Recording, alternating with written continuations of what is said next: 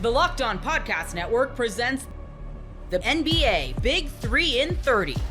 The 3 biggest stories in the NBA from our local experts at the Locked On Podcast Network. We bring you the real story, why it matters, what's next, who wins the big game, and more, all in 30 minutes. The NBA Big 3 in 30 starts now with the biggest stories in the NBA. Day one of Summer League was exactly what you should have expected. You are Locked On Jazz, your daily podcast on the Utah Jazz. Let's start with Ace Bailey because that's where the headlines are. That's where the spotlights are. We're in it like ESPN's leading with it. We've got our guy that everyone's going to watch and frankly feels like people are rooting for it to go wrong, not right, but maybe that's just my own personal Jazz bias. I thought he was exactly what I would have thought he was. He ended 3 of 13. He had 8 points. He had 7 rebounds. He had an assist. He had the worst plus-minus of anyone in the game other than Armstrong of Philadelphia. It's kind of what I thought. He's crazy long, athletic, active, exuberant. Exactly what you expect. If you watched him at Rutgers, this is what you were going to probably see. And what I mean by that is you have a world-class athlete with an ill-refined game whose greatest strength is currently his greatest weakness, and who has to learn how to play in a different fashion. Scored about 35 points a game or something crazy in high school. Went to Rutgers, didn't play with a great team. If you talk to people around Ace Bailey about Rutgers, you say, well, if you watch him his first 5 games of the year, he definitely tries to incorporate everyone. He moves the ball, he does this, and then after that, it's like, no, you have to shoot. There's a story of Ron Harper kind of pulling him aside and being like, no, on this roster with these players, you've got to shoot. And that's still there. He jumps off the stage, off the floor. His length, his body, it's just so obvious that he is the one that has the potential. His jumping is ridiculous. There was a rebound where he just went up 3 feet, 4 feet higher than everyone else to grab the rebound on a free throw. Maybe he's playing harder than everyone on a free throw also, but the fact that he can do that. There was another play, again, where everyone had one level of jump and athleticism, and Ace Bailey's length was just a different piece. And then there's the much talked about block. If you've seen it, it's pretty awesome. Guys driving the basket, has pretty decent separation, tries to put it up, and Bailey spikes it off the glass. And then there was terrible shot selection in the second half. As he got tired, and I thought guys were really tired in this game. It was very physical, very chippy. There was lots of kind of up and down frantic action. And I thought guys got tired. As Bailey got tired, I thought he regressed back probably to kind of what he knows. He lacks the ability to make plays off the dribble. So with that right now and where he is as a player and the inability to make plays off the dribble means that then his shot window, which when a moment ago I said his strength is the same as his weakness. His strength is that he can get a shot off anytime he wants. And his weakness is he can get off a shot anytime he wants. His length is that great that he can just get a shot off. The problem is he can just get a shot off. So as he gets tired and he lacks the ball handling skills to maybe make the plays that he needs to make to clear and get something else, we end up with a fadeaway, one step, quick release, jumper. The other one is that the Jazz are working very hard offensively on playing 0.5 basketball, where instead of being set play and everything being execution and waiting till the guy comes free, get the ball, drive, pass, or shoot within 0.5 seconds. So if you're Ace Bailey and you're playing 0.5 basketball, you Drive is not a great option because you're not a super good ball handler yet. Pass is not a natural reaction. And if you're not entirely sure where everyone is, because you haven't played with them before, hard, so you shoot. So none of that is surprising. His exuberance and energy was terrific.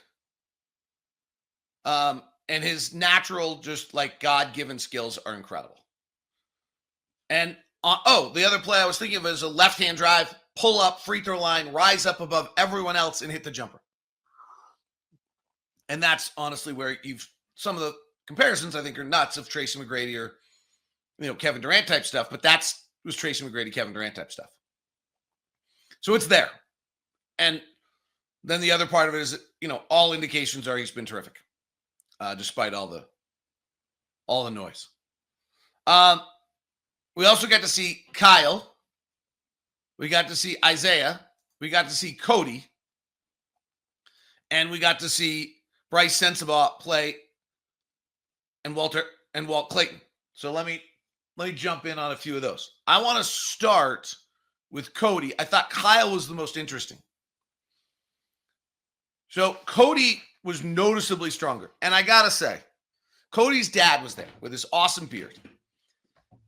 And if you look at Cody's dad and you look at Cody's brother, it is hard to believe that Cody is not going to fill out. Maybe he's going to be the one in the family who never does. And the lower body is still spindly. The upper body is much bigger. But he was far more aggressive, played off contact far more. Shot didn't look dramatically different. I think he finished 2 of 6 from 3, 5 of 12 overall.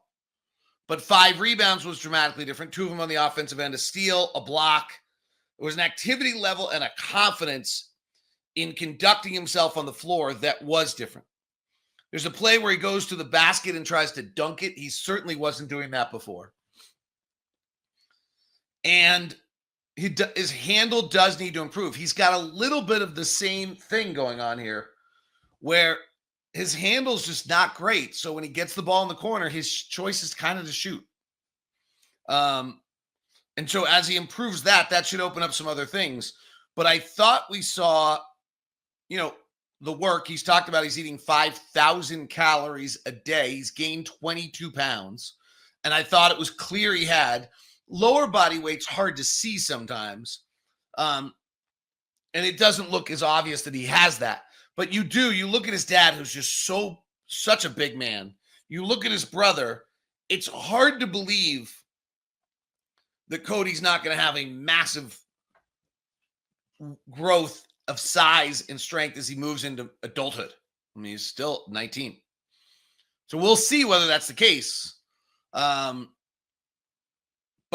I thought that of all of the guys, yes, the one that was the most encouraging to me and looked different than he did before was Cody Williams.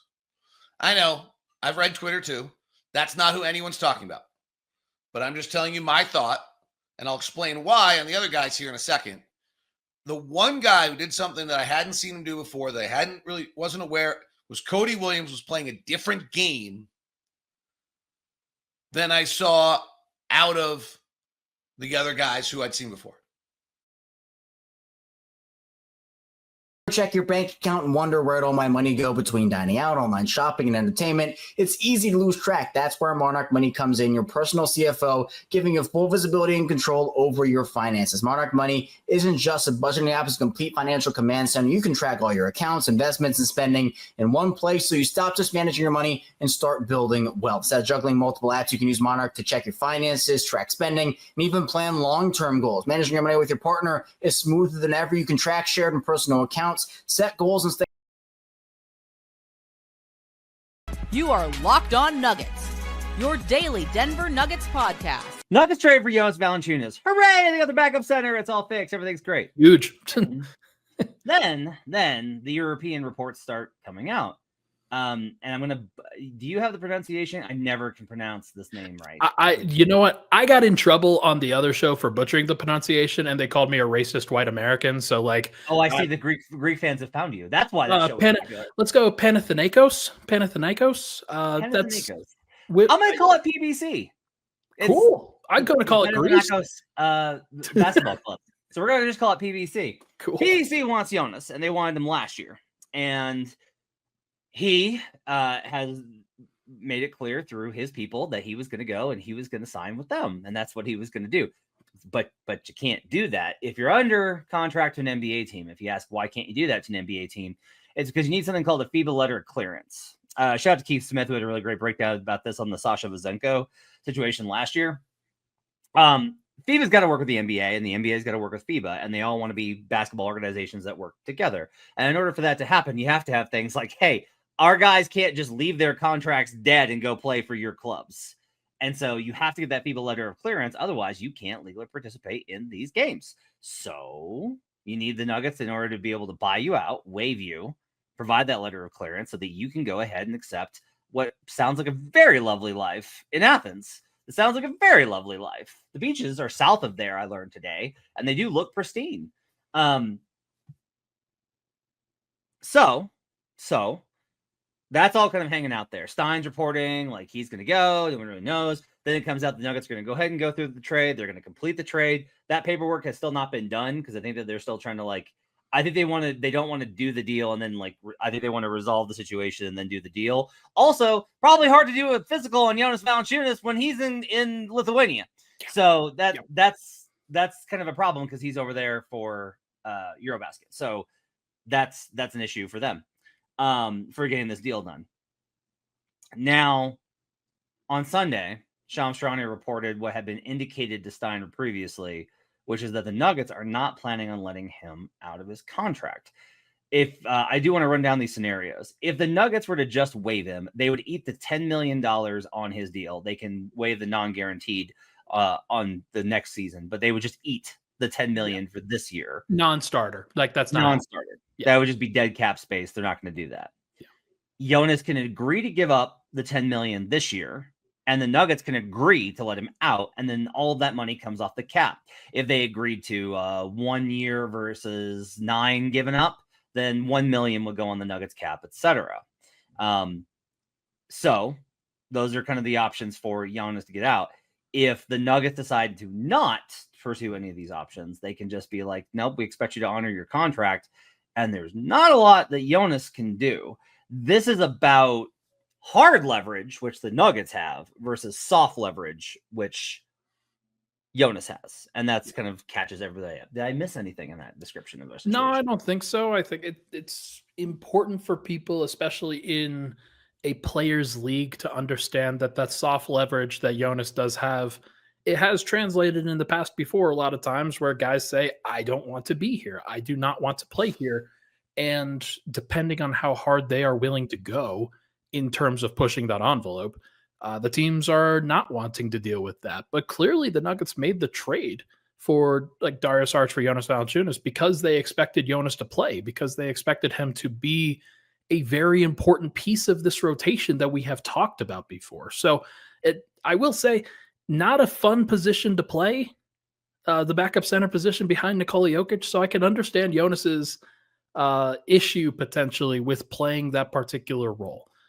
So look, it is what it is. Nuggets fans have to understand that this is more delicate than I think has kind of been reported on the American side of things, where everybody's saying, oh yeah, no, they're not going to let him go. Well, I don't necessarily think it's that simple. I don't think that, usually when guys want something, they get their way. They eventually get their way, even if it takes a little bit of time. So the Nuggets are hoping it kind of goes the other way, where he basically says, okay, cooler heads prevail. The Nuggets kind of give him the opportunity to say, look, if you want to go in a year, we will allow you to go in a year. But for this season, we really need you. That's a thing that I think that they are trying to work through. So it's a tough situation. I don't think that this is an easy one. By the way, who are the agents for Jonas Valanciunas? That is Jeff Schwartz of XL Sports and Michael Tellem. So hey, let's keep that in mind. Hey, who does Jeff Schwartz represent, Ryan? Only half of the Nuggets organization, including Nikola Jokic and Jamal Murray. Very, very important and powerful person surrounding the Nuggets. The thing I want to say is that we do not know Jonas Valanciunas' motivation for going overseas. We don't know that. And I want to make it clear that until we know those reasons, we should not talk about them the way that we were talking about them. This is a major life decision that he's making. Yeah. Once he leaves, he's gone. Like, he'll never be able to come back. Probably. And so if that's the case, that's a pretty huge decision. And we don't know if the decision was like, there might be a personal situation that is causing him to need to go there to be closer to overseas, and he's not going back to Lithuania, right? He's going back to, he's going to Greece, but there might be a reason that he is in a position where he needs to. And I don't want to just obliviate over that. I don't want to make it into like, he doesn't want to back up Jokic. We don't know how he feels about that. Sure. He hasn't given an interview. Like, we don't know if it's about fit. We don't know if it's about coaching. We don't know anything in that. So that I think this is the reason the ethical stuff, if you want to say like the ethical stuff doesn't matter, Matt, it's about business. You're absolutely right. We as fans, though, get to talk about things in more than one way. Wade says Jonas is being less ethical by not honoring his contract. If there's a personal situation, then sure, but if not, keep him. Okay, but him being unethical by not honoring his contract does not mean it's the ethical thing for you to retain him. Just something to keep in mind. It does not justify your unethical behavior because he's engaging in what you feel is an unethical behavior by not honoring his contract, which I think he should. Is it an ethical decision to bring back Russell Westbrook? Like, based off of the way that his situation went and how like strong of a star he is in the NBA, I think it would be the ethical decision. That doesn't always make the difference. So let's do this. A lot of people are doing this. Good for the Nuggets to play hardball. Chugel Channel says he screwed Denver. Okay. So here's the thing. Here's the question. Okay. The Nuggets can take this position. I mean, look, he signed a contract to play for the duration of the term of that contract. Yeah. If he did not want to play those years, he should not have signed that contract for that duration. However, when you start going into good for them for playing hardball, this is where I will tell you that you are probably not thinking long-term about what's best for Denver. The reason that these teams always fall over, that they always break, is not because they're all soft, weak human beings. It's because of the calculated risk and cost of those decisions. If you do this, you are saying, you're making a statement about how you treat players that you've acquired under contract. You're right to do it. You have the right to do it. Okay? You have the position. You have the high hand here. But you have to make a real long... Now, if I will be very clear on this, if Jonas Valanciunas is like, no, I want the money and I want out. Come on now. Right? But we don't have any indication that that's the case. If he's the indication was that he would be willing to give up all of it, right? Like that was what the reports are basically saying, is that he just really wants to go. So if that's the case, and it's not about money, it's really about situation, it's about something else that's within his life, then who are any of us to like hold him back from that, other than the fact that there's a legal document that is preventing him from doing so? Smith says it's dumb to force a player to be here when he doesn't want to be here. I kind of agree with this from the perspective of, this is what I said today on the dig, is just like, look, locker rooms are delicate. It's 15 people in a room for 6 months, traveling, all of it. These things get in the way. It gets in the way. Summer sports are in full swing, and whether you're all about baseball under the lights, golf on the green, or high-stakes soccer action, FanDuel is the best way to make every game even more exciting. You're already following the action. Why not make it a little more thrilling? With FanDuel, you can get in on the game while your friends are getting sunburned at the beach. I've been using FanDuel to track my favorite matchups, and the app keeps it fresh with new daily promotions and fun ways to bet. It's easy to use, fast to pay out, and even regular season games, you know, the dog days of summer in baseball, can feel like must-watch events. Whether I'm placing a same-game parlay or watching a bet right into the ninth inning, FanDuel makes it feel like I'm part of the action. New to FanDuel, new customers can bet just $5 and get $150 in bonus bets if your first bet wins. Open the FanDuel app today or visit FanDuel.com to get started.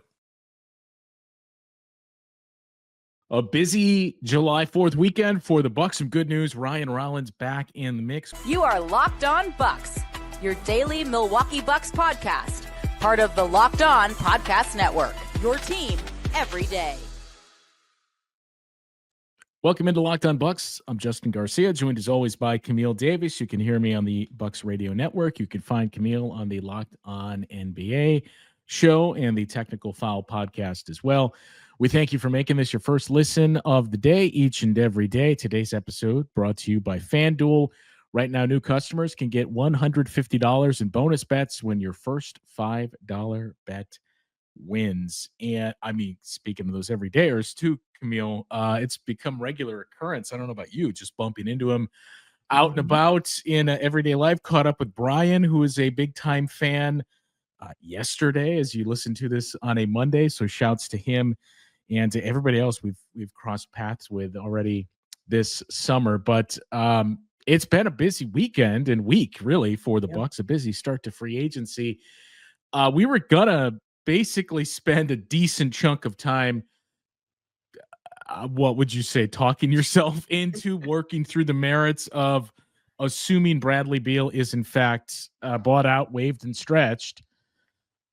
Can you talk yourself into a fit there? As the Bucks were originally one of those teams linked to him. I think that was a Mark Stein report a couple of days ago, late in the week, as, hey, if Bradley Beal's a free agent, the Bucks are one of those teams that's checked in on him. So we were preparing for that.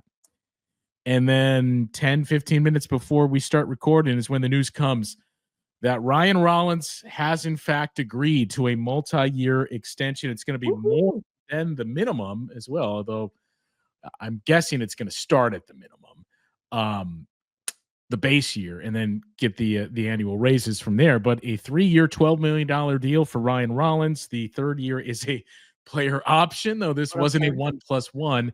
So you got at least 2 years of Ryan Rollins at a great value contract. I mean, if he gives you the performances we saw down the stretch for $3 million a year, you're certainly cooking with gas at that point. You really are. And again, he's a young player. He's only 23 years old, still has a lot of room to grow potentially here in his game. And we've already seen the flashes of how he fits.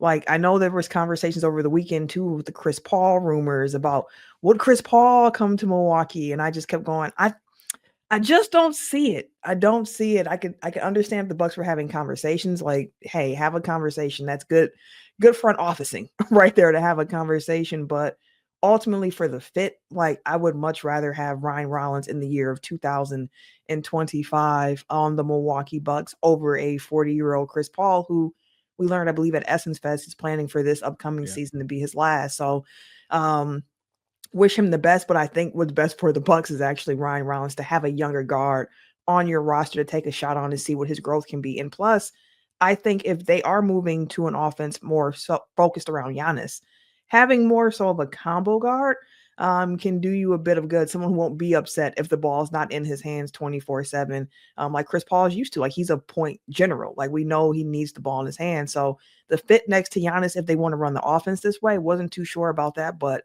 I am so glad that Ryan Rollins is back on the Milwaukee Bucks.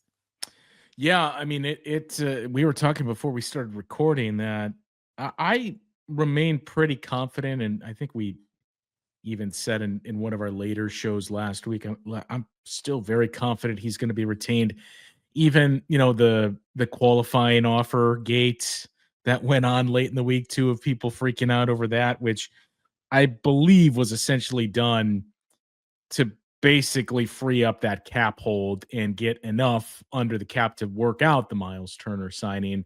You still had early bird rights on him. So I remained pretty confident they were going to retain him, but then you saw more reporting coming out over the weekend of pretty good teams. And we talked about it last week too, of, hey, do the Indiana Pacers even kick the tires on Ryan Rollins? But good teams linked to him, showing interest in him.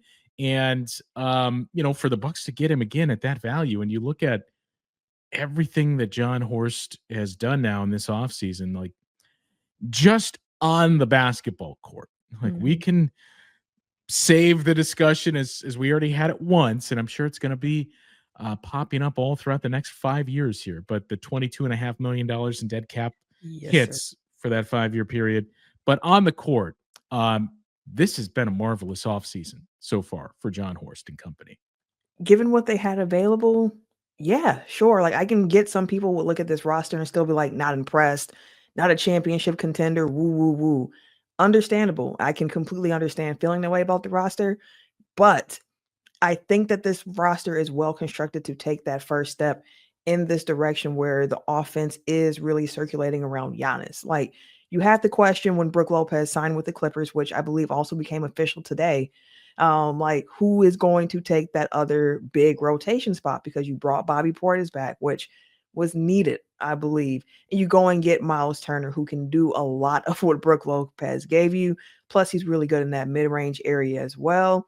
You bring back your guards that you saw some flashes with last year. You're bringing back your Kevin Porter Jr., who's 25 years old. You're bringing back your Gary Trent Jr., who's 27 years old.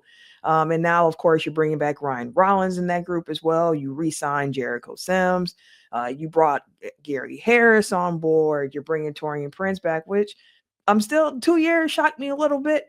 But for a regular, again, Camille, the 1+1, it shouldn't shock you. You know what? You're right. That is the horse special. You are right. But all in all, like, you look at the team, like, the weakness that I see in the team right now is just that all the guards are kind of small, like all around that 6'3", 6'4" range for the most part. And you're looking at like your wing rotation here, and it's like the only guy you have that's really like 6'6", 6'7", 6'8". You have, Andre Jackson Jr., you got Kuzma, you got Tyler Smith, if you see him more as a small forward over a power forward at this point at 6'9". So like the wing rotation is still a little interesting to me, but I'm happy in the direction of the guards, but just wish they had a little bit more size still on the wing.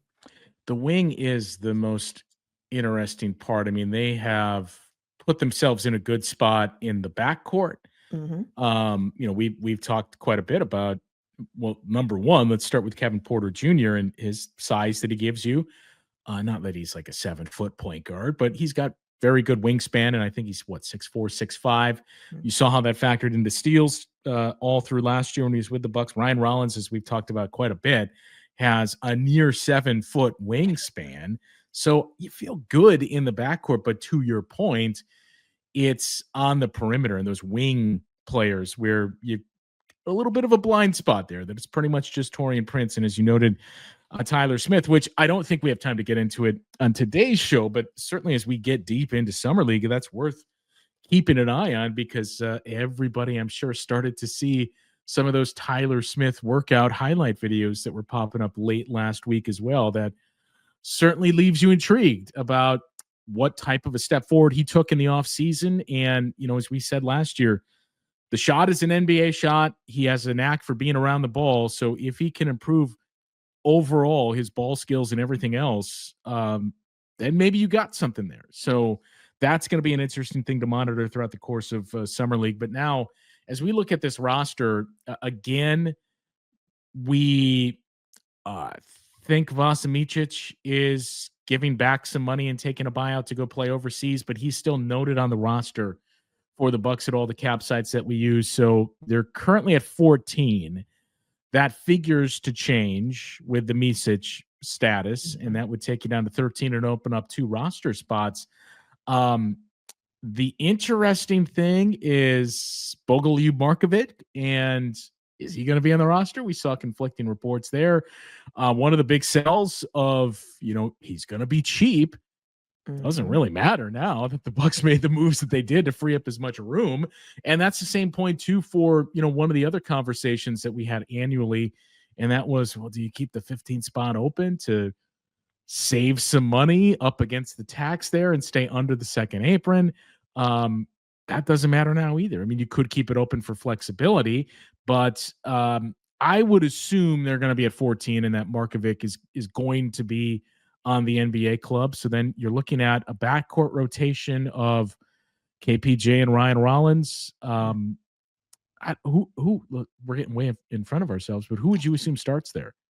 Between Kevin Porter Jr. and Rollins? I think they're going to have to earn it in training camp. But but before knowing how the battle goes out, I think it might be Kevin Porter Jr. to start.